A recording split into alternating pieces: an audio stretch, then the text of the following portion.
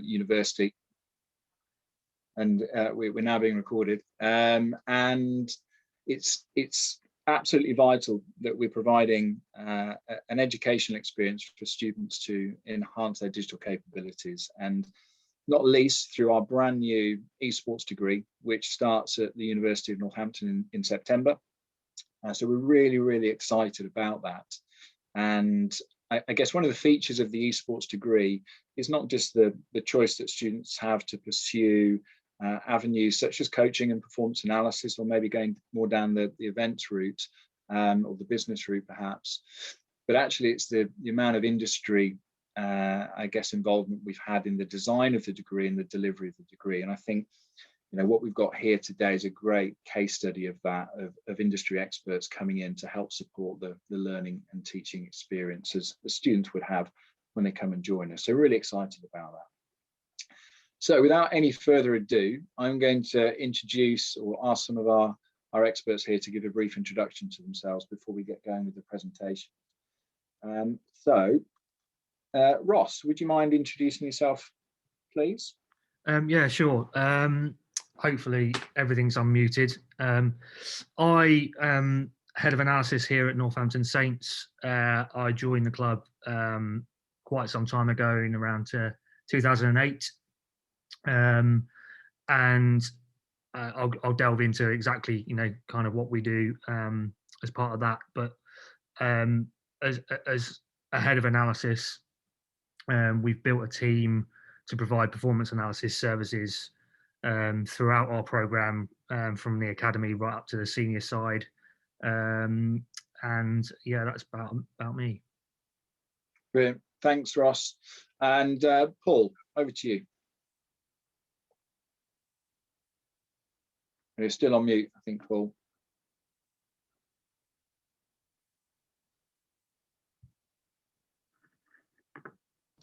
There we go. Sorry about that. Yeah, so I'm Paul Crawford. I'm Operations Director at a company called Ideas and Cars. What we've done in the past and kind of continue to do is work in the sim racing, so kind of esports but motorsport base, and real world motorsport industry. So for example, we've run the Mercedes and Aston Martin Formula One esports teams for the last 3 years. We've also managed real world racing drivers, kind of on the performance and scheduling and logistics side of things. We've run a competition called World's Fastest Gamer, which unfortunately hasn't happened this year for obvious reasons. But that's taking the world's best sim racers, and the winner of that competition then gets a real world contract to race for a professional racing team at quite a high level. So part of that is, with all of those, we manage the training and the performance development for all of those guys, which has its own unique difficulties, let's say, or challenges compared to kind of what Ross does with professional athletes. But we obviously still have to meet those high standards that are expected of people like, or companies like Mercedes and Aston Martin. So that's what I do in a nutshell. Brilliant, thank you, Paul. And Cameron.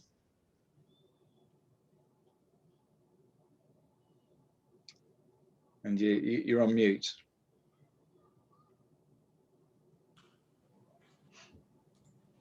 There we go. There we go, thank you. Hello, I'm Cameron Van Loo. I am an associate lecturer in esports at the University of Northampton currently. I helped write the degree alongside Scott. And my experience within esports has mostly been around student participation. I've worked with a company called NEOL and NES, which is to do with both student-led esports participation. I was the president of the Esports Society, and I've worked a lot with different teams within both Northampton and London around things that they want to develop in terms of esports, moving from traditional sport to esports. Fantastic, thank you, Cameron. So hopefully, that's given you a good insight into who we've got here today and what the theme of the event or this session is going to be. Is that we're going to start with with Ross, who's going to give us an insight into what performance analysis looks like in terms of professional sport, what we would, I guess, call a traditional professional sport of rugby.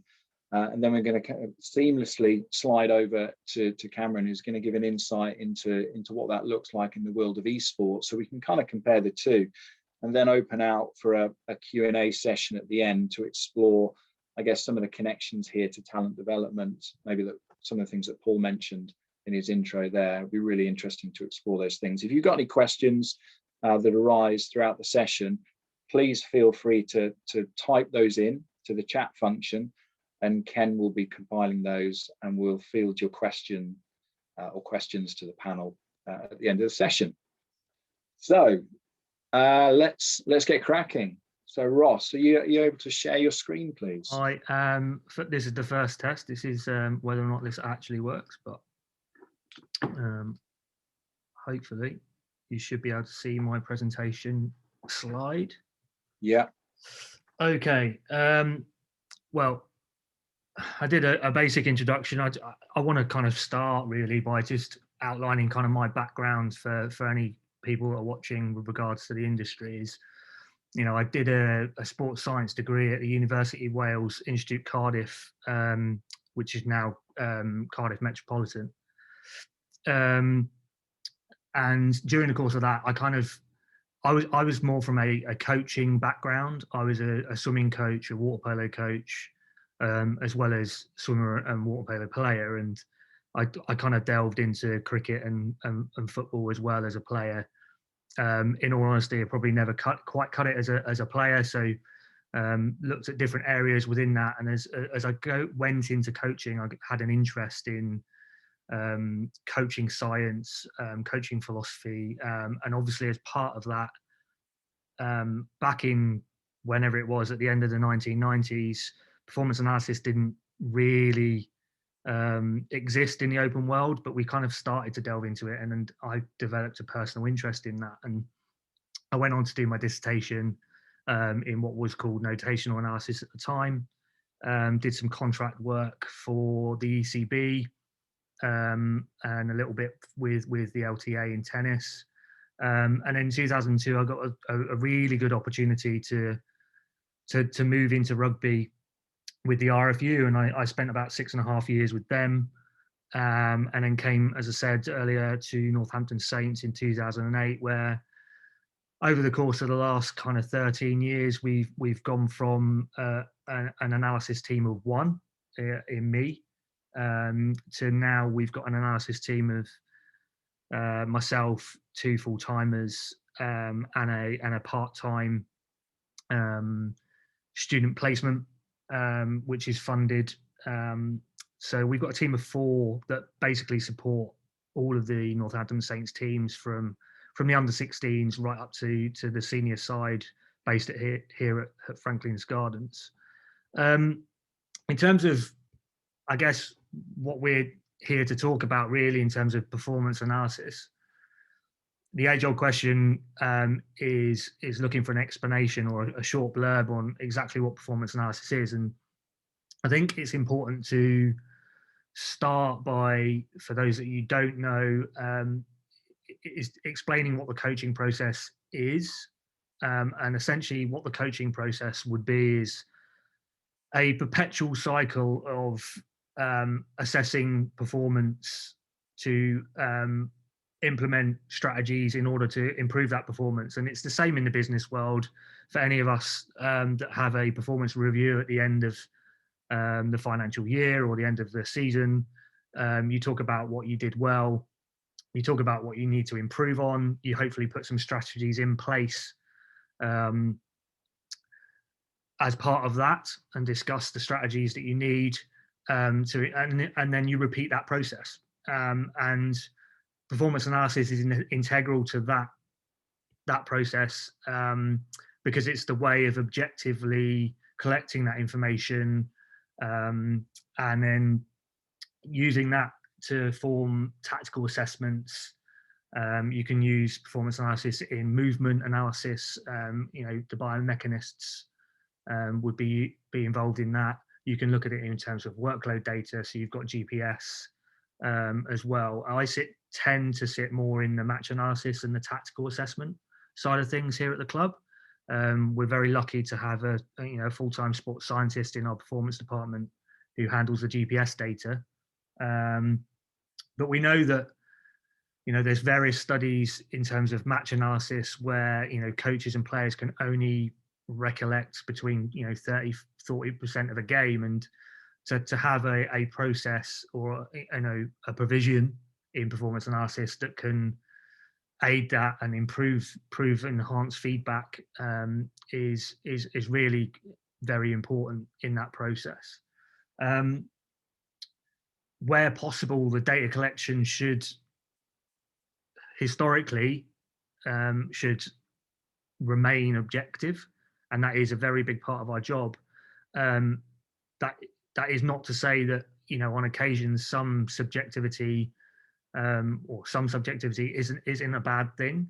I think the key point in all of it, whether your feedback is objective data or subjective feedback, is it has to be supported by some level of evidence. And as performance analysts or video analysts in the industry, the big key to that is being able to link anything that we feed back to players either to data to support that, or to video, or preferably both, because then there's no hiding place and the message gets across, supported by that evidence, and then there's no argument. It's very much an evidence-driven feedback process, and then we'll repeat that cycle over and over and over. In terms of the people that are involved in that process, and this will vary where you are and what resources you have available, but in elite sport, we have to have essentially an athlete focus. Those are the guys that come 3 o'clock on Saturday afternoon, are going across that white line and delivering the game plan, delivering and performing skills, which hopefully will result in a positive scoreline at the end of the game. And to exclude that group of people from an analysis process, in our view at Northampton Saints, would be foolish. So central to everything that we do, whether it's the strength and conditioning, the medical side of things, and the analysis and coaching side of things, is an athlete focus. So everything that we do is aimed at making them better athletes, and ultimately then the team a better team. The coaches, clearly the coaching philosophy will drive the metrics that we would look at in terms of judging performance and monitoring performance. So the two have to work closely together. Different coaching philosophies will mean different direction, and different measures that we will look at, and at certain different times that might change throughout the season as well, depending on how results have gone. But the coaching philosophy is something that really does guide that and provide leadership to kind of the analysis and the performance analysis program. And lastly, obviously, the analysts are involved in that process as well. And, I guess our predominant job is to facilitate all of the above, really, and facilitate the information, provide information and insight to the coaches and the athletes. And if anyone's wondering why I haven't got a photo up there, I'm just usually just out of shot, much to my mother's frustration, as she wants to see me on TV, certainly over the last 16 months where we've not been able to be in the same room together. And obviously that sweet spot in the middle of that diagram creates an environment where all three prongs, and I include S&C coaches and medics within the coaching setup. That sweet spot in the middle of the diagram is ultimately what we're aiming for, so that on a Saturday or a Friday or Sunday, whenever we play games, is that everyone here at the club has been involved in formulating a game plan. From the players' point of view, if they're involved with that, they have accountability, they have responsibility. and the coaches can then oversee that. And our job is really to facilitate that process and hopefully make sure that the coaches and the players have all the information they need to perform at their best. I've just lost control of my screen. 2 seconds. There we go. The weekly cycle. There's a lot of information on here. I mean, the basic premise would be that, you know, we follow a structure in the week, very much like the coaching process. And Monday of a Saturday game, Mondays will be beginning with the coaches meeting and small group meetings to debrief the performance from the weekend before. And as the week progresses, we shift our focus from review into preview. We name the team on a Monday afternoon, and then we start flicking into preparation for the game at the end of that week, with a light walkthrough based on the analysis that we've previously prepared. On a Tuesday, that's broken down into a little bit more detail, followed by training. And actually on a Tuesday, what we will do as the analysis team is we will deliver at the end of Tuesday our analysis for the game in the following week. So we basically operate almost 2 weeks in advance. Wednesday, hopefully everyone gets a day off to rest. Thursday, a much more high pace approach to training, fine tuning any details that we need going into the week. And Fridays is final prep. It's a real light training session for the playing 23 ahead at the day before the game, and then obviously we have game day, and that's kind of not where our job finishes as an analyst or coach, because obviously there's post-match analysis to carry out, which I'll delve into in a couple of moments. But I just wanted to liken that in theory to the coaching process, that whole kind of review, collect information, interpret that, put a plan in place to improve, implement that plan, and then repeat that hopefully for about 35 weeks on the bounce, if we are successful and we get to playoffs.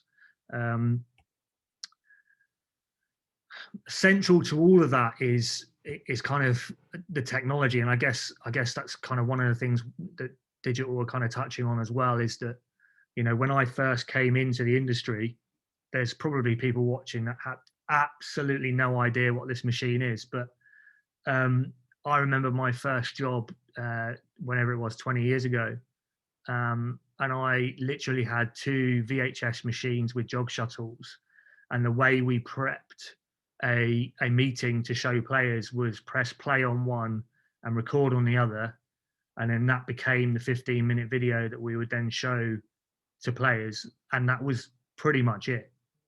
That was pretty much the only technology, the only support mechanism we had as performance analysts. And whilst that's great, we've now moved on, 20 odd years later, with multiple softwares, multiple hardware and technology, external data collecting to support the analysis process.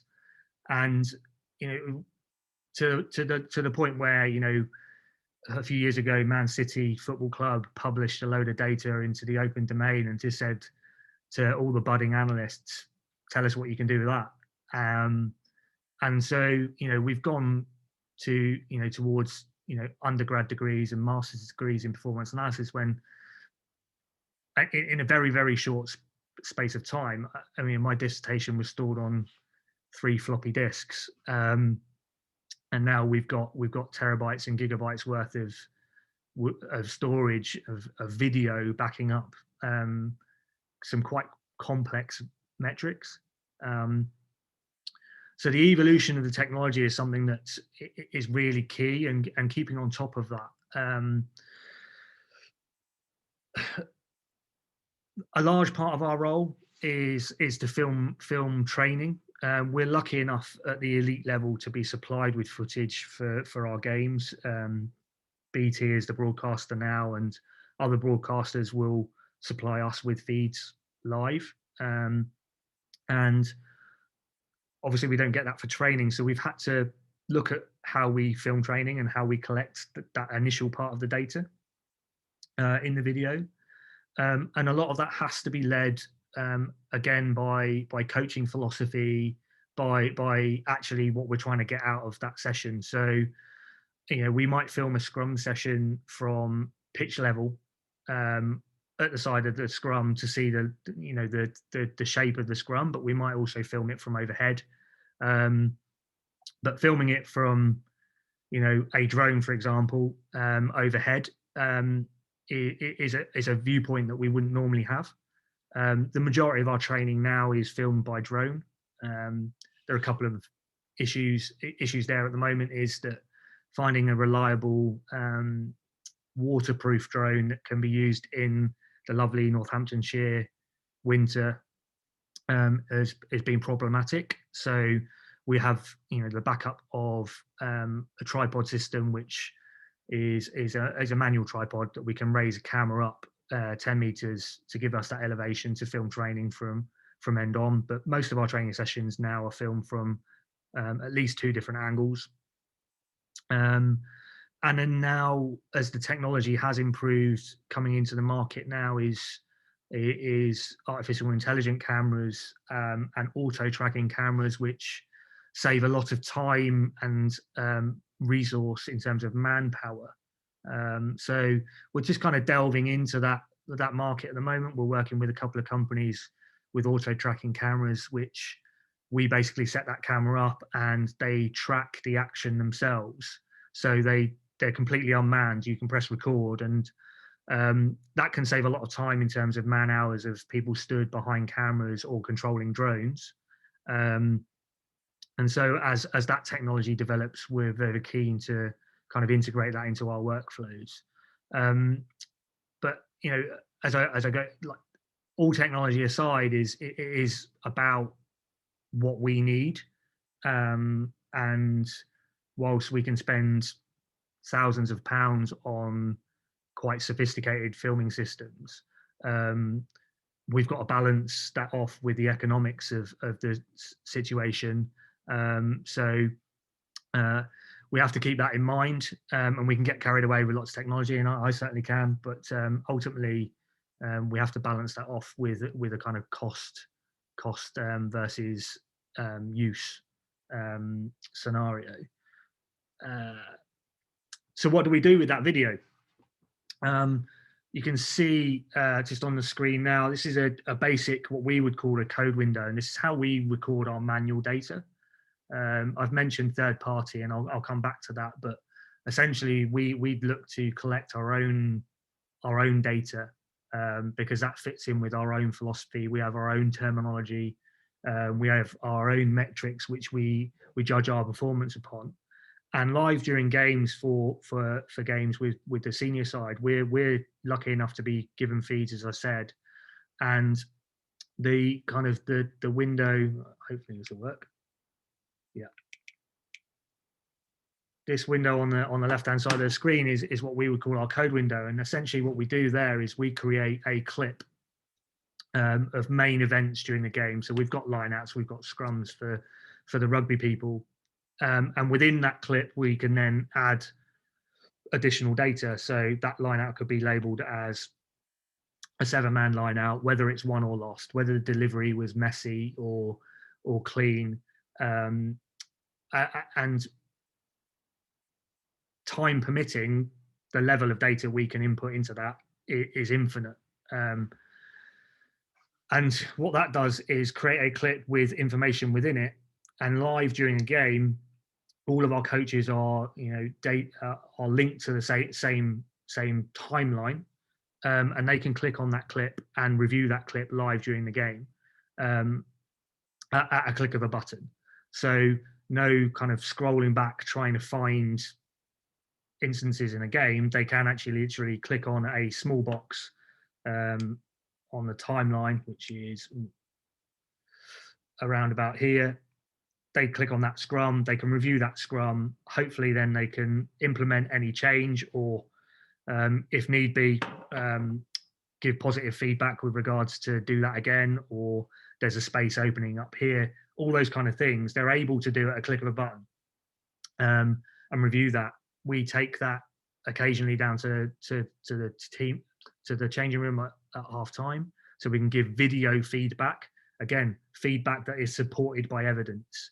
Anyone could walk into a changing room and say, we need to do this, but if we can actually show the players, that message can come across a lot clearer, because it is supported by that video evidence.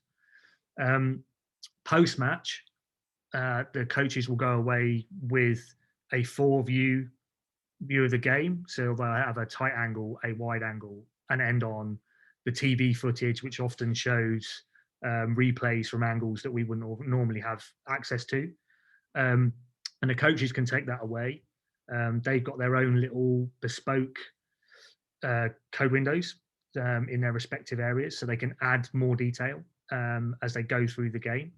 And the analysts go home, and we repeat this process for all individual actions that happen in the game.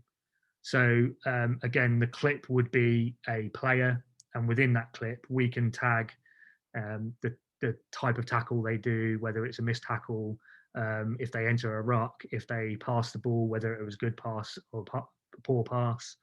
And that information then is then used and provided to the players so that they can then review the game. We've got an online video system where the players can log on pretty much straight after the game and rewatch the game with those 4 views. They can change angles, they can look at what they need to do, but they can also access the data that we've clipped, both live and then post-match. So they can review their own clips, and so they will have a row of all their own clips. But obviously we want to encourage game understanding, so we want them to watch the whole game as well. So that's our kind of data collection process in terms of how we send information out to players, but we also then can review that post-match. And that all kind of heads towards the production of a match report. And a key thing here, I think this was from a game earlier in the season this year. We've got a very basic traffic light system. It's a small snapshot of the game. This is the front page of our match report. There are some metrics that we look for and want to compare, but this is a snapshot of whether or not we were better than the opposition on the day, because anything can happen. So if I use a line out example, for example, or scrums, for example, if we are better than the opposition at scrums on any given day, and better than them on line outs, and better than, or less turnovers, and a better success rate when we get into their 22, if you add all those things up, more often than not, we will win the game. But the other thing this offers us is the ability to, as part of that review process, is immediately draw our eyes to areas where we weren't better than the opposition, or areas that may need improving. So if I use this for example, there's obviously green is good, red is poor. Our PPV, our points per visit into the 22 was better than the opposition's during this game, but actually our number of entries was lower. So that may be something, had we lost the game, we'd be looking to improve and asking questions why. And obviously all of these things, the key here is it's all then linked back to the video. So if I want to go back and look at the 15 turnovers that we conceded, or a coach wants to go back and look at 15 turnovers conceded, we can click on a button and literally go back and just watch those 15 turnovers and delve into them in more detail. So, this part of the match report is about seeing immediately anything that went particularly well, or anything that we believe moving forward that we need to work better on, to understand why the outcome of the game was the way it was. That all said, you can quite easily concede an intercept try at the end of the game, which completely changes everything in terms of the result. So, that said, stuff happens. So ultimately, the main stat that counts is the scoreline at the elite level. So we do have to remember that as well. In terms of individual data that we collect, that kind of goes more into statistical feedback that we produce, and we have some key performance indicators in certain areas. And this is an example of a defense page. The performance indicators is slightly different from the way we approach our kind of match by match approach, in that we've looked back at historical data of games that we win versus games that we lose. And so we have a good understanding of kind of those metrics and the levels that we want to achieve in certain areas. And the more often that we hit those, the more likely we are to win games. This is a defense page, for example. When we have a team tackle success of 92%, in and around 92%, more often than not, we would win the game. And the green highlights on the individual player stats are the KPIs for those positions. So we set, for example, because they make more tackles, and certainly in areas that are probably more important, our forwards have got a slightly higher tackle percentage target than our backs. And as a team tackle percentage, then that evens out at about 92%. In this particular game, probably one of our best defensive performances of the season, we were only 1% off our KPI for team tackle. We were way above our positive tackle percentage. We were above our jackal success, which is competing for the ball. And we were only just below another metric about getting back in the game. So all of this put together, and there's a fair amount of green on the individual pages as well, that adds up basically to us winning the game. So we use that on a match by match review, but obviously we run longitudinal studies as well. So this data is then fed into spreadsheets, which we can track over a period of time. So if Ian Vass, our defence coach, comes in at any point during the season, he can say, can you give me an updated spreadsheet of our tackle stats for the year? He will go through that and may pick off 2 or 3 players who are perhaps falling a little bit behind, go through their defensive clips with them, and then implement a coaching strategy, whether that's on the field or visually in a meeting room, to hopefully improve that person's performance over time.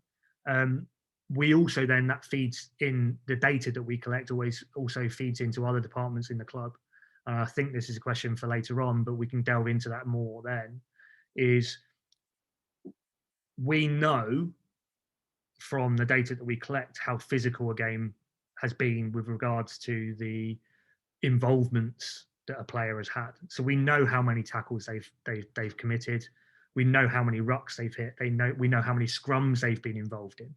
Now that starts to paint a picture of the workloads that these guys have been through for a game from a match analysis point of view.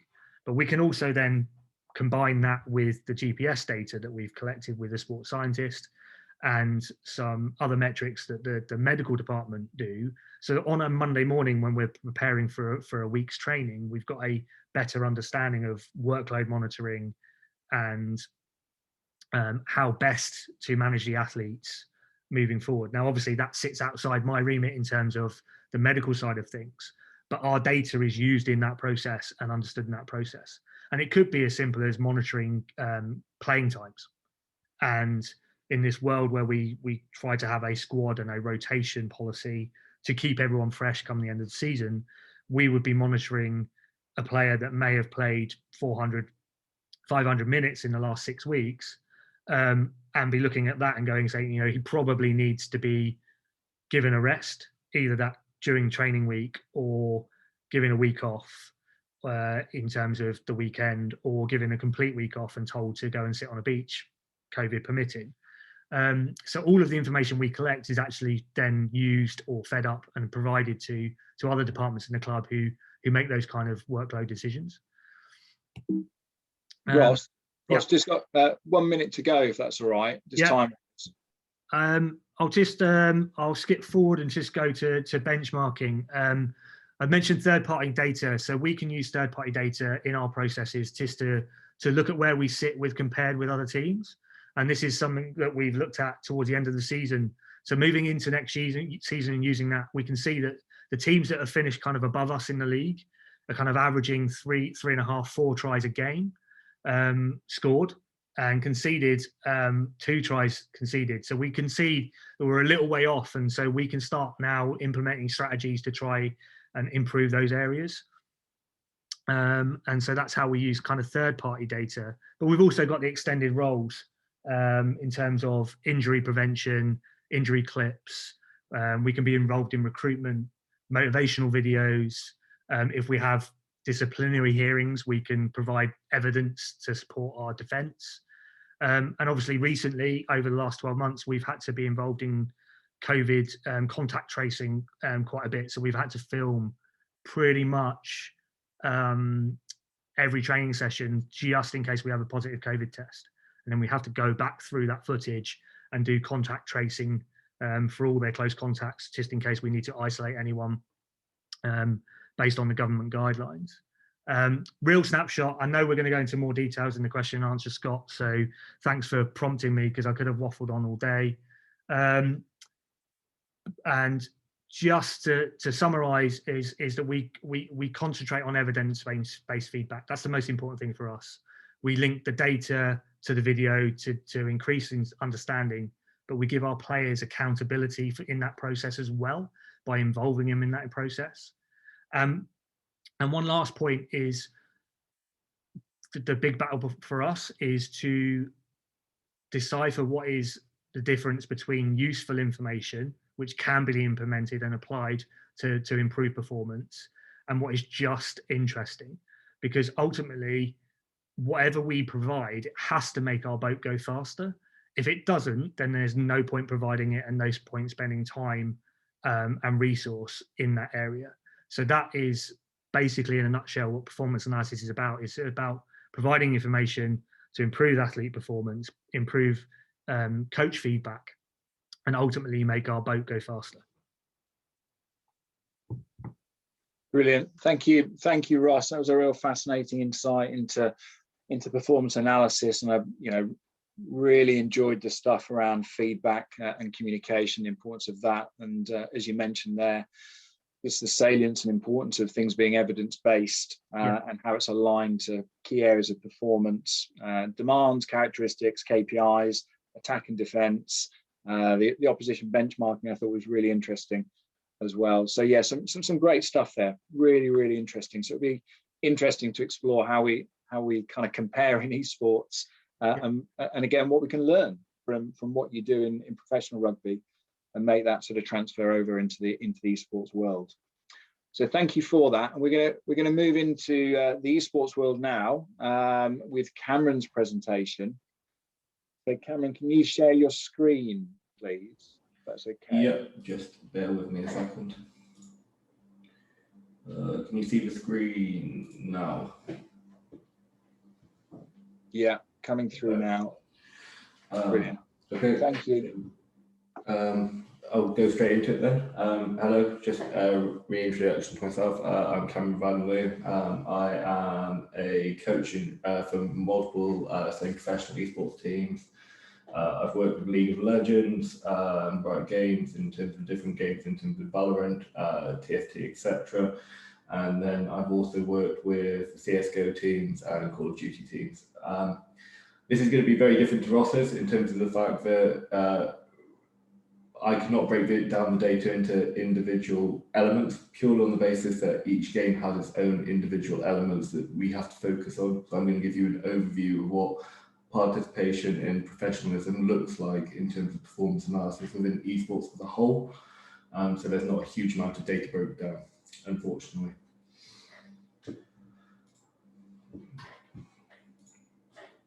So to work this out to make it a bit more understandable is looking at the key characteristics of what an esports player is.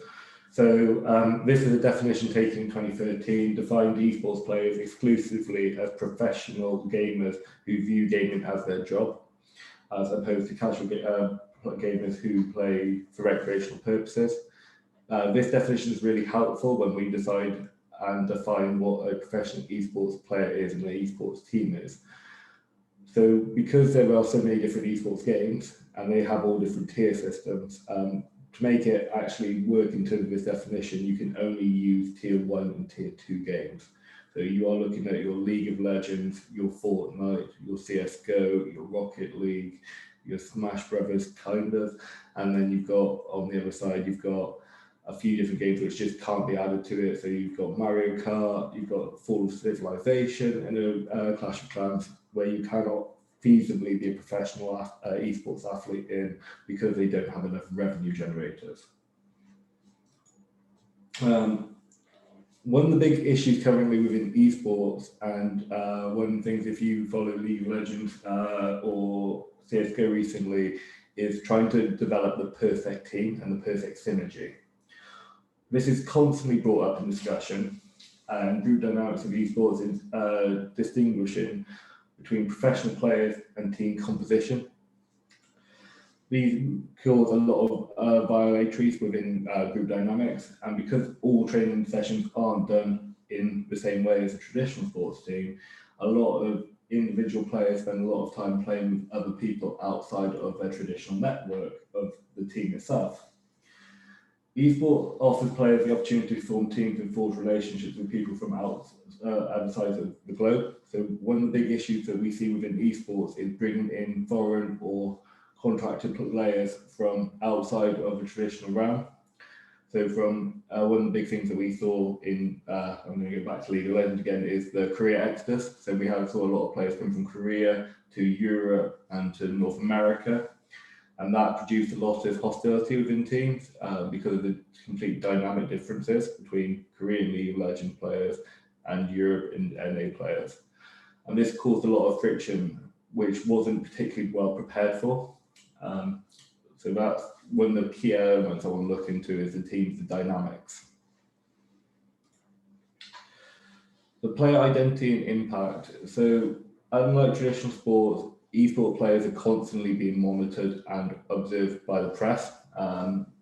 This is because traditionally esports players have made most of the money through other forms of ad revenues in terms of Twitch streams, YouTube, etc. over traditional teams. It's only recently that teams have actually been the majority money revenue generators for players. Because of this, we see a huge amount of burnout with players because they try to balance having a professional playing career alongside being this marketable asset where they can make revenue generation from. That's why the vast majority of esports players see a huge amount of burnout. The qualities and attributes esports players have because of this means that they can have quite unprofessional, I'm going to use the word unprofessional here, personalities in terms of how they deliver themselves when it comes to the audience, and this can lead to quite a lot of backlash in terms of traditional media.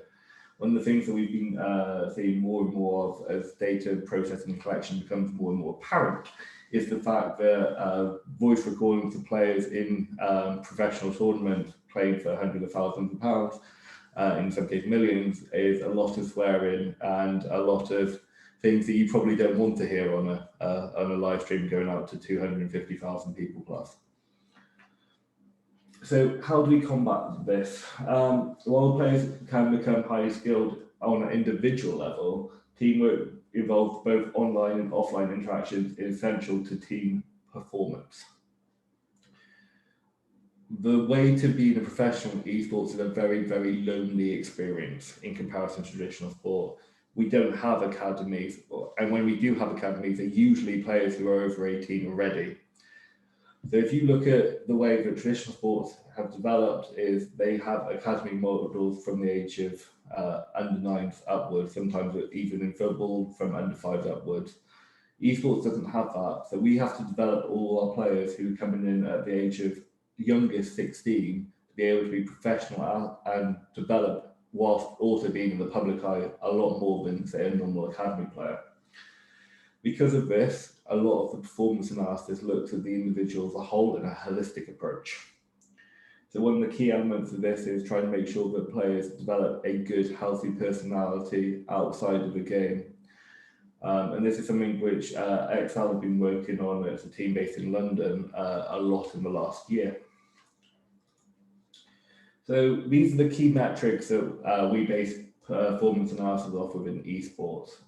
You've got the sensory monitor control, so your hand-eye coordination, your mouse keyboard, your foot coordination, parallel perception, flexibility, strength, endurance, what you probably would assume with traditional sports as well, a lot of the motor skills. You've got your cognition, which is your perception, your attention to detail, your understanding and structure and meaning. Your strategic thinking, problem solving, etc., planning management. For one that a lot of people, a lot of teams go wrong on is the emotional motivation and violation, which is your emotional control, stress control, and causal attribution. One of these things is where a lot of players come in without any sort of public eye knowledge, is not being able to control these stress control measures. So a lot of the work that I've been working on is looking at how we can best develop stress for athletes and make sure that they feel that they are well supported. The season for most esports is very, very short and very, very full on. So making sure that they are able to develop in a stress and emotional controlled environment, as well as having holistic support where they need it. Then you've got personal competencies, which is self-observation, self-critique, self-efficiency, identity, self-concept.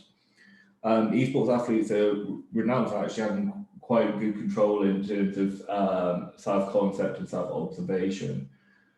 They also, unfortunately, have a lot of self-critique, which can be very positive if they've got good emotional control. But one of the things that we found with a lot of our younger esports athletes is they have a lot of self-critique with no emotional control, so they end up going into rage. Social competencies, cooperation, interaction, communication, mutual support, empathy, morale, and ethical judgment. When we get to players who play for about a season or two, we then see these skills being really, really developed, where you go out this rookie stage. This is becoming more and more important when it comes to team leadership and player identity in terms of that workload.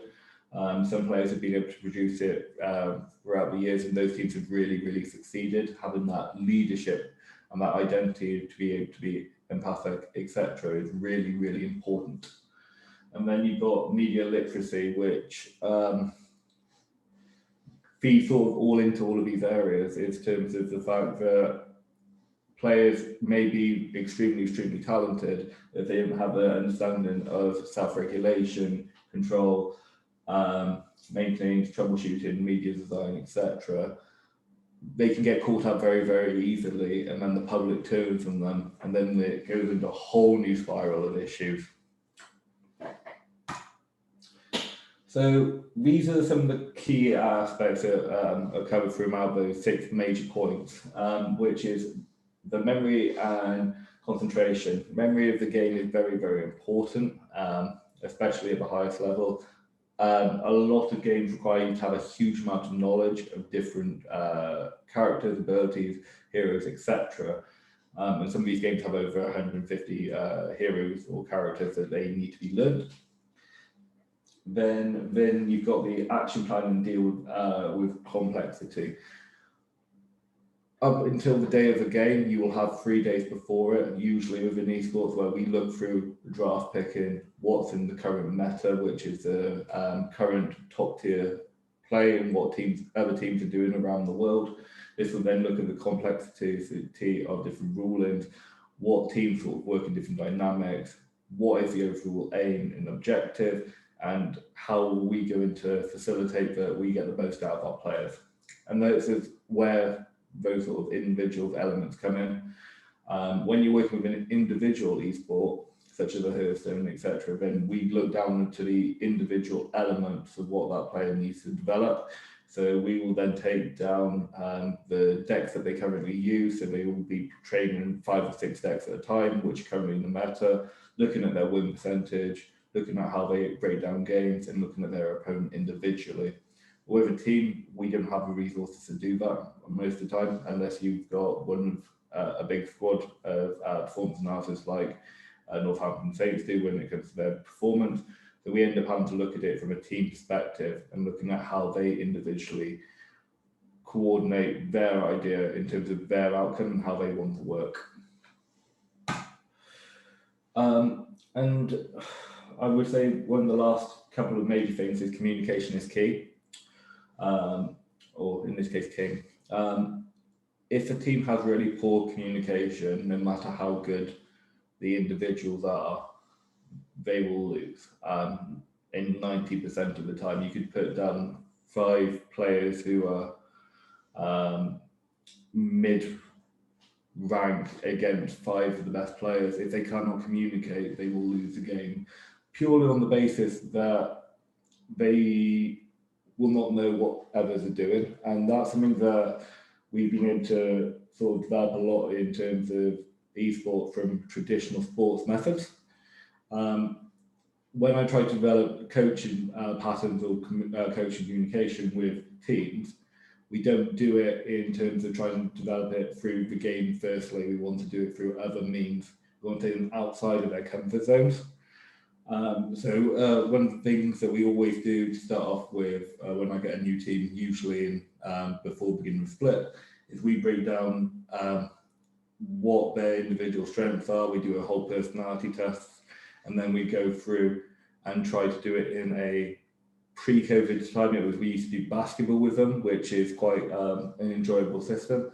But in COVID times, we have to do it in terms of a lot of online mediums. So we do a lot of virtual tennis. That was one of the funnest ones that I've done, is trying to get players to communicate playing virtual tennis. And this has always worked in terms of trying to make people more confident and assertive whilst they're doing a task that they really, really feel uncomfortable doing, or they don't have a huge amount of experience doing. Because trying to ingrain something into players when they've been playing a game for, say, 8 years in a solitary environment, trying to bring that into communication to that element first is extremely difficult, which I found from working with the team. Practice makes perfect. So just a breakdown of practice in terms of esports participation. A survey of 1,319 esports players examined the process in terms of esports participation and learning. The ability to work in a team, concentration and adaptive thinking are seen as the most desirable qualities to players. And this is something that's kind of irregular. This was not done to just professional players. I would like to break down. The average was 14 hours per week was spent. They then interviewed 115 elite esports players and found out the average training time was 5.28 hours per day, approximately 37 hours a week. In addition, this found out that the players who went from elite back to amateur or from found that their playing time was massively reduced in comparison to amateur trying to go to professional, because they realized that players found that there was better use of their training time by working in team environments and trying to work on solo queue, which was a very interesting dynamic in terms of they found that although there was a lot of players who got kicked out of professional teams and had to move back to the amateur circuit, they spent a lot less time caring about their personal accolades, but more were focused on how to develop a team to get back into that level. And that's something that we've seen quite a lot of recently, is in terms of players who have been recalled or dropped from a professional team, going into an amateur team, focusing more on developing a team dynamic to then develop, then try to work out a backward process. And then this was the last bit of data that I wanted to look at, which was what was seen as the most desirable qualities for different games. So there's 5 different games on here, which was StarCraft 2, League of Legends, Rocket League, FIFA, and CSGO. And these were what players from those games felt were more important. 3 stars being most important, to 1 star being not particularly important. One of the things that I found quite striking about this was the last one, which was physical fitness. It's something that we spend a lot of time, especially professional teams, spend a lot of time trying to develop with their players is physical fitness, but players don't seem to value it so much, which is quite surprising because it's linked very much to movement accuracy, reaction time, speed of single movement. But that also is something probably which will become more important. This study was taken in 2019, so before the pandemic. And because of that, I would say if I did the data processing again now, we would see physical fitness being much more important as the industry has developed. There's a load of links here, and I'm sure the Digital Northampton will send out a copy of the presentations if you wish to have them. But those, if I gather, I move on to back to Scott, and I hope you enjoyed listening to that.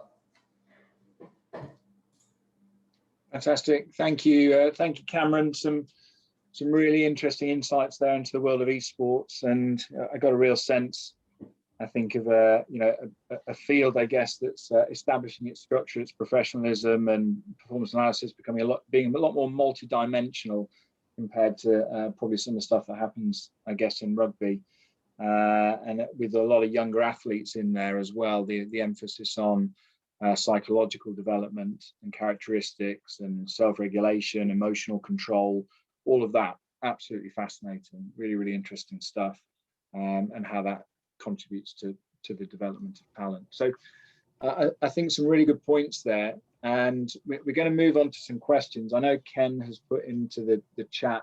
Feel free to put your own questions into the chat function off the back of those presentations, and we'll field those to the panel towards the end. But I'm going to get going on some questions that we've already got for our experts here. And off the back of Cameron's presentation, I guess, there's an emphasis here on some of the psychological characteristics, and having the right environment as being really important to effective talent development. Got a real sense of that. So I guess I'm interested a bit in what you think the right characteristics are that are needed, and how performance analysis can help athletes to develop some of those characteristics. So it might be, can performance analysis and engaging in the process help athletes to become more resilient, more committed? Can it help to build confidence? Can it help to alleviate stress? Those sorts of things. So I'll come to Paul first, if that's all right. Yeah. So I think one of the main things with the performance analysis is, well, from my own experience, obviously, what I can go on in.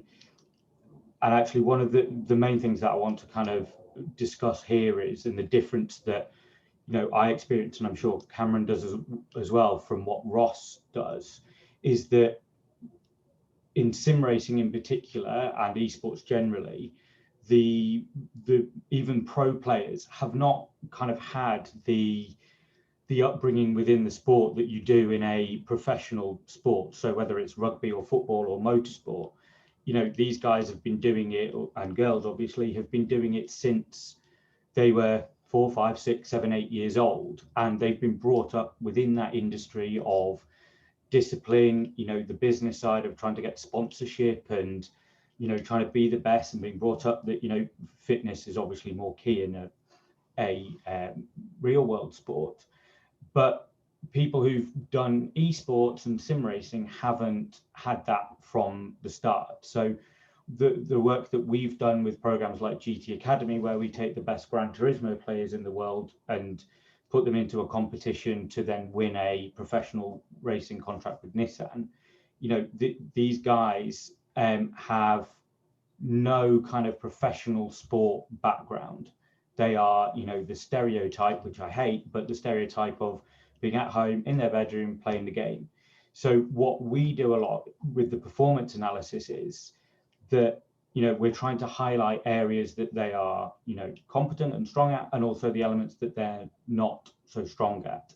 But that can be quite a tricky situation, because they're like, well, I've got to the top by doing everything my own way and working to the hours that I like. You know, again, the stereotype is that they get up at midday, 1 o'clock in the afternoon, and then will game till midnight and do it however they like. But when you get to kind of the F1 esports level, you know, the program and the racing and the on-track action starts at 9 o'clock in the morning. So that doesn't, you know, their own way of working doesn't work. So the performance analysis is then kind of, from our point of view, we need them to understand that you need to be open to other ways of working. And this is now a professional environment where you are now more accountable to sponsors, to teams, and that sort of thing. So being committed is definitely, you know, a characteristic that they need. You know, this is now your job, you know, this is, you need to be fully committed to it. But there's also an element of, again, which is different to real motorsport, to real motorsport and real sport, is that you can practice anytime for as long as you want.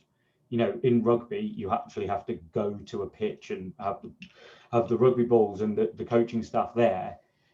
But in esports, you can turn on your computer from home in your pajamas and practice.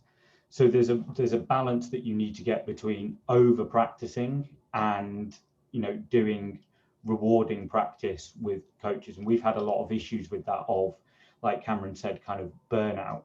So it's the characteristics that you need are, you know, you need to be confident in what you're doing, but you also need to understand and accept ways of working in a professional sport environment and be open to having, you know, the way that your performances have gone being critiqued.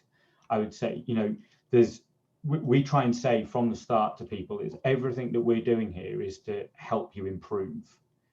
It's not, you know, we're not highlighting everything that you're doing wrong or not as well because we want you to fail. It's the exact opposite. You know, we'll tell you briefly what you've done well, but then it's what areas can we work on? And sometimes that can be construed as criticism. It's like, oh, well, all you're doing is criticizing. It's like, but that's not the case. We're here to try and get you to improve. So the performance analysis comes in from that point of view. So, I mean, really interesting points there, and especially at the end there, performance analysis used as a tool to drive standards upwards and to enhance performance. And I got a real sense there, and I don't know, Ross, if you want to come in here, that it's almost as if performance analysis kind of reminds me a little bit of maybe what rugby used to be like back in the 90s, where maybe players were kind of, you know, not quite that professional era, but still playing for England whilst going out and drinking quite a few beers. And we still do that. Oh, you still do that? Oh, Yeah. okay. It's still there. But it's kind of that sense of just on the verge of professionalism, isn't it? And you get a real sense of the behaviours are changing, the culture's changing a little bit, perhaps, in esports. Does it remind you of rugby back then? Yeah, I'm old enough to remember just. I think the key point that, one of the points that Paul made there was, I think there's a balance. If you talk about kind of talent development, there's a balance between providing everything, and then athletes in professional sport become less capable of making decisions for themselves. So we with performance analysis Paul's absolutely right. You know, everything we do is to try and make, you know, players and teams better, whether it's esports or professional sport. But there's a balance to be had, with, you know, with that, in terms of creating a culture, enabling talent to develop and be able to make decisions of their own. Now, obviously, what we try to create is an environment where we give you all the information as an athlete, and then you have to then guided, but you then have to make those decisions and execute those skills or execute that game plan. So I think there's a fine balance between what we could end up doing is going down the road of literally doing everything for a player and then they're not being able to make a decision for themselves. So we try to create an environment that that's not the case, and players are given as much information as they require. But actually, as I said, ultimately at 3 o'clock on a Saturday afternoon, there's probably a 90-minute, 95-minute window where there's not a lot that we as analysts or coaches can do. It's up to the 23 guys that are involved in the game. So we have to keep that in mind when we're providing all of this information, that they still need to be able to understand it rather than just follow explicitly a game plan from point to point to point. Because case in point, you could concede a red, have a red card in the 20th minute of a game, and then the game plan that you have got needs to be adjusted, and the players are going to have to be the ones that lead that adjustment because they're the ones on the field. We can get messages down, but we need them to be more rounded athletes rather than autonomous robots, effectively. So that's, I think, can I add on to that kind of discussion, really. Okay, brilliant, thank you. And just to kind of move this one on a little bit, I know when Clive Woodward took over at England in a rugby context, he brought in an eye coach to help support the players focus their attention and look at their visual gaze behavior. And that was very innovative back then. I think a lot of that was about raising standards and just creating a sort of professional environment, and probably just ensuring that he was covering off the 1%. How can we be 1% better than our opponent? So taking that sort of example where you're looking to, I guess, gain that competitive edge, you're looking to enhance, I guess, sort of visual motor stuff, perceptual skills. Paul and Cam, how does that work in the world of esports, and especially in sim racing, Paul, where there's so much focus on where your ability to focus your attention and keep that concentration? Do you find there's a lot of that in esports, and maybe performance analysis around visual gaze behavior and visual cues and all that kind of stuff? Yeah, and it's interesting because a lot of, again, kind of what happens from people who've been sim racing from home the whole time. Obviously, there's very little distraction, physical distraction for when they're racing. Now, in the F1 esports series, pre-COVID, it was in London, and all of the simulator rigs were up on a stage in the arena. Spectators weren't allowed up on the stage, but you had presenters and camera operators, walking around, behind them and alongside them. So we had to do a bit of kind of, again, very bespoke training of kind of distraction training. So we'd have them on the sim rig, and you would walk around, you'd brush past them, you'd knock their head or knock their headphones off or something like that. What was there, you wouldn't tell them you're going to do it because that kind of defeats the object. But it's then all about, can you stay focused, which I think is the case in real world sport. Is if something out of the ordinary happens, can you stay focused, make the right decisions, not lose concentration, which they might not have had the experience of. If a fire alarm goes off, it's like, we want you to carry on racing until you're told to leave, because it could be a drill, it could be anything. Or if someone taps you on the shoulders, don't react to it. And so kind of the performance analysis that we would do around that would be kind of what we have in sim racing is lap time analysis of, you did this session on this track for this many laps without any form of distraction, and you set this average lap time. Compare that to sessions on the same track in the same car. This is your average lap time based on the experience of trying to be distracted. If it was wildly different, then we'd know that would be something that we would need to work on. Again, some are better than others, but that's where kind of the performance analysis, and jumping ahead a bit, but kind of video footage and reviewing the data can show factually in front of somebody, this is the difference between that session and this session. So you can't hide behind, oh, it's not my fault, this happened. When you were being distracted, you couldn't maintain the same level of performance as you were before.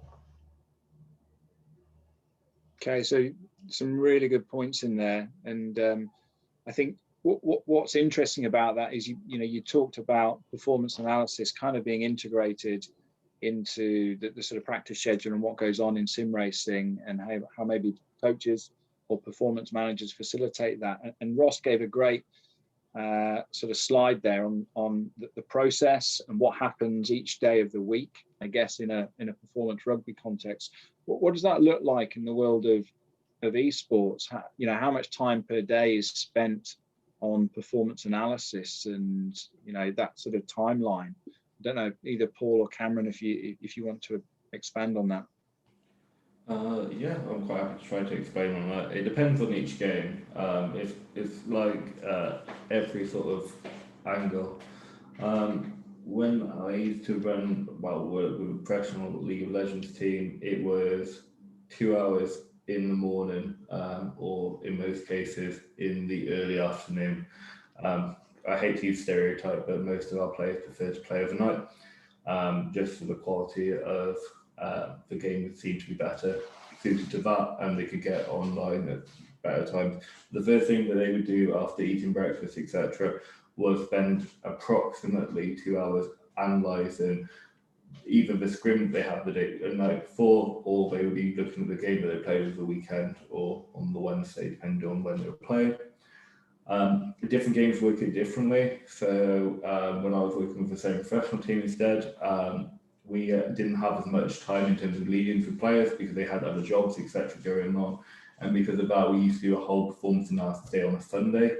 So instead of having the whole week spread it out over a couple of hours each day, we had to do it in a 6-hour slot on a Sunday, which players got really tired of. So we split it into a 2-hour slot, then a 2-hour gameplay playing process, and then another 2-hour slot. It's becoming more and more important performance analysis within esports. It's just one of the many growing pains that esports currently has, I guess, is alongside the fact that we've had COVID and we've not been able to do a lot of stage performance analysis, which Paul talked about earlier, which was the distraction process. We haven't been able to analyse how players perform on the stage unless they've been going to major international competitions. And one of the big things that we've realised is, although we have some really, really talented players, young players in esports, they've gone through their sort of start of their professional career without having any distractions or playing in an environment they're not used to. Okay, brilliant. So I think the point there at the end around distractions, really, really interesting. Obviously, we've come from a world of, probably at the Saints, sort of 15, 20,000 maybe in a stadium, and esports, obviously some really big events taking place in stadia around the world, and we've gone from that to no spectators. How do you think that's impacted on the way in which athletes are trained, the way in which they interact with performance analysis, this lack of spectators, lack of audience, and I guess opening it out also to what's been learned as performance analysts and those people who manage talented athletes in terms of the pandemic? What have you learned from the pandemic? I don't know who wants to field that one first. I'll open it out to anyone.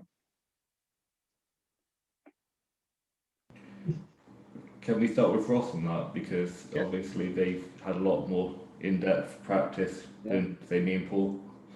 Yeah, I mean, and there's two prongs. Firstly, the impact that we've had off the field with COVID. Much like everyone else,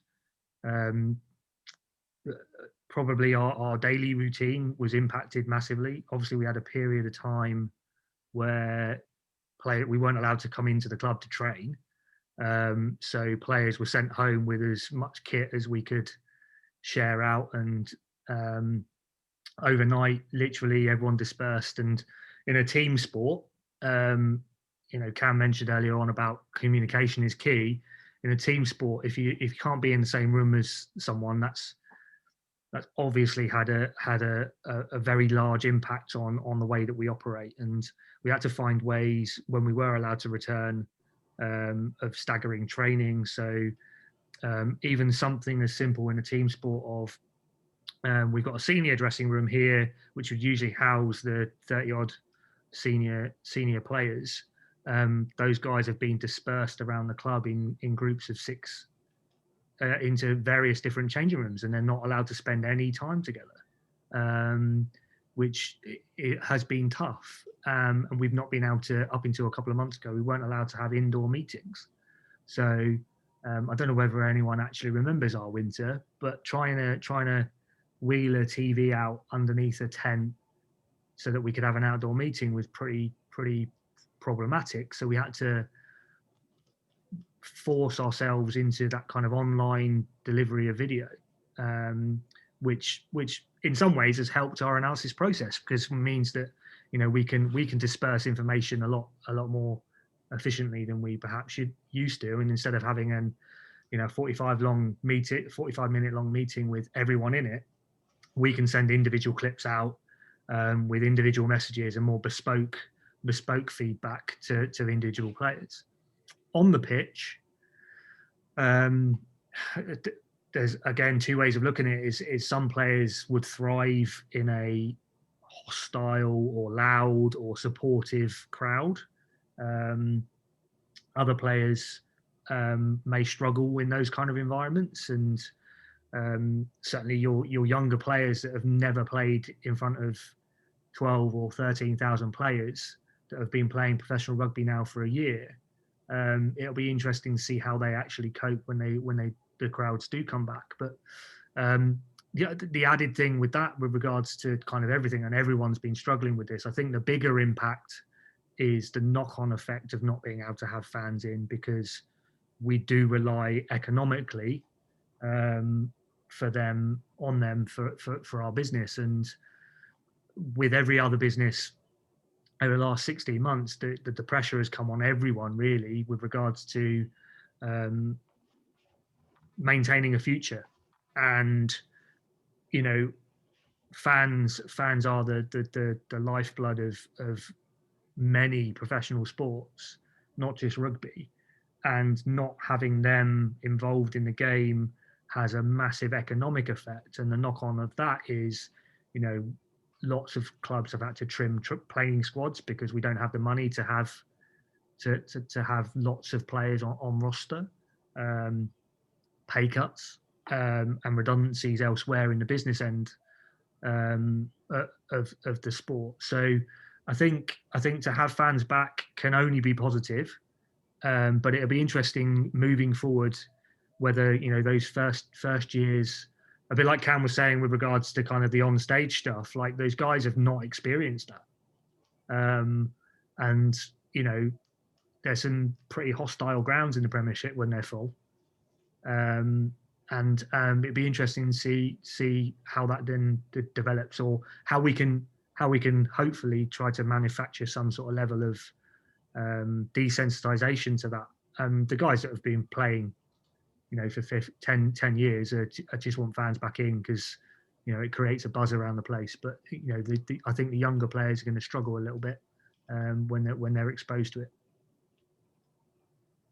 Okay, brilliant. Thank you, Ross. We've got a question come in from the virtual audience. It's around overconfidence, and the question is around how can performance analysis be used as a technique maybe to manage overconfidence, and I suppose, do you use it in that way?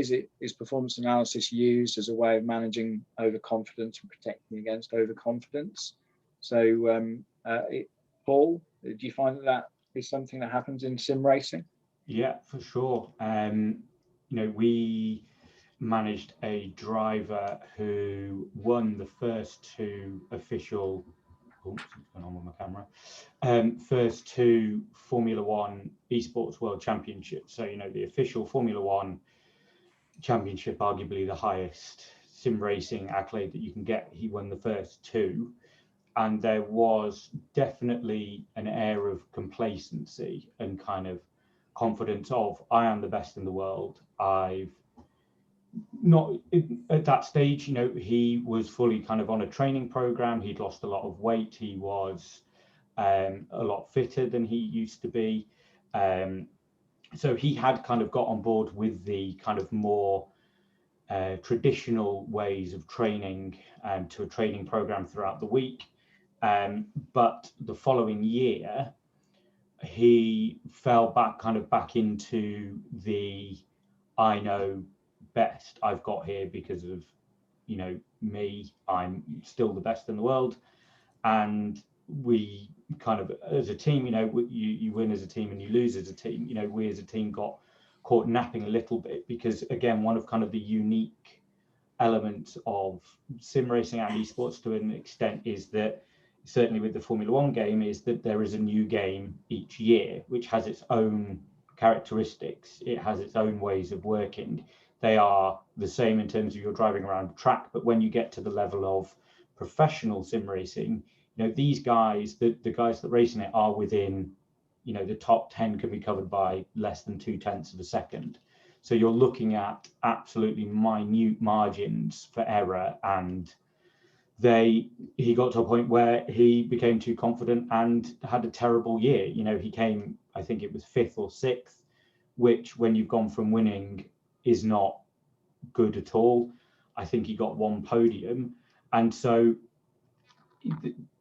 the only way that performance analysis can help is, you know, it was, well, look at last year when you followed our program to a T, you were successful. This year, when you've tried to kind of go down your own route, and, you know, it wasn't like we just let him do it. It was kind of throughout. It was, you know, we worked with you last year and the year before when you won, and now you're not listening to us as much, and your results have suffered. But the problem that occurred there was he went into the fully insular, well, I got to the top doing it my own way, so leave me to it. I'm going to put in more hours on the game. I'm going to try and, you know, find the magic bullet that everyone always tries to find in sim racing, whether that's a unique setup or a unique way of setting up your hardware. And, you know, we actually, you know, we kind of got to an impasse with him of, look, you know, it's not working. And it was only kind of by the end of the season, when he hadn't made that amazing leap forward that he thought he would, that it was kind of a hands up situation. But the performance analysis, unfortunately, was his results. You know, you're not winning, you're not getting podiums, which, when you're trying to win for a team and the prize money is based on the team performance, you know, it becomes a bigger problem. So to answer the question of overconfidence and does performance analysis kind of help with that, you would think on paper, yes, but unfortunately in that sense, it didn't.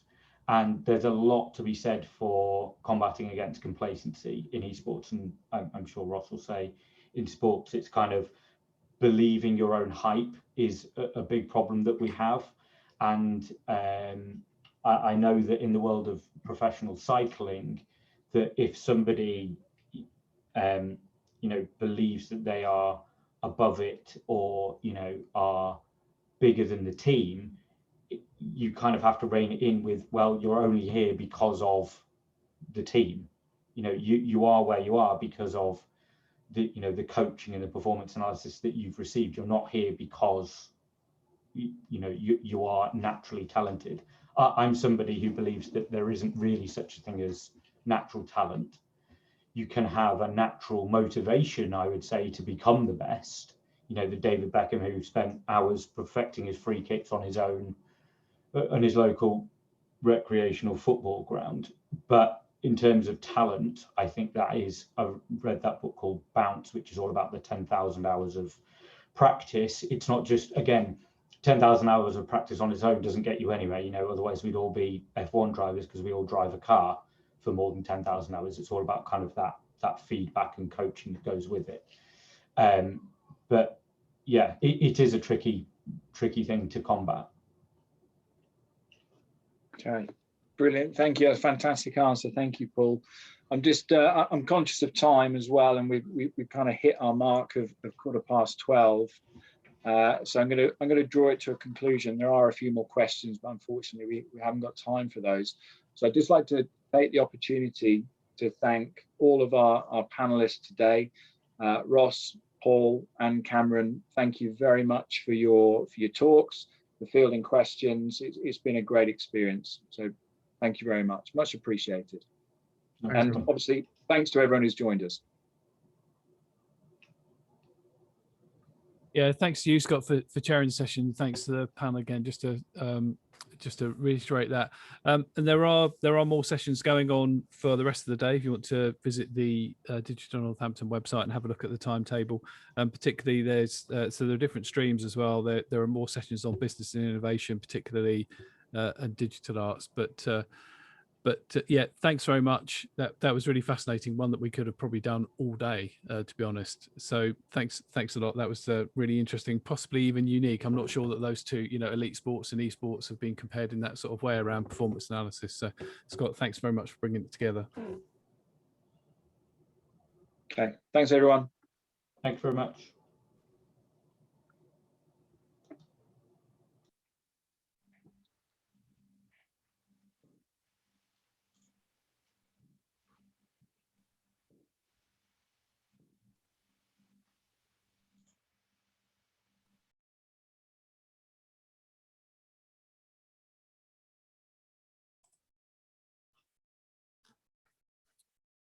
It's just us now, Scott.